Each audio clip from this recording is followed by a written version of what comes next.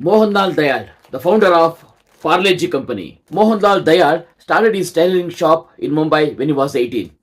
Then he traveled to Germany to learn the techniques of biscuit and sweets making. In the year 1928, Parle started House of Parle. Initially, they started with manufacturing sweets, toffees, and orange bites. The orange bite was the first chocolate manufactured by Parle Company. Parle started manufacturing its first biscuit in the year 1938. India's first salt biscuit manufactured by Parle Company in the year 1940, that was Parle Monaco. After the 1947 partition, Parle had to stop its production because of the shortage of wheat. For time being, they started manufacturing biscuits making out of barley. Today, Parle G has more than 138 factories, and this product is available almost 5 million retail stores across the India.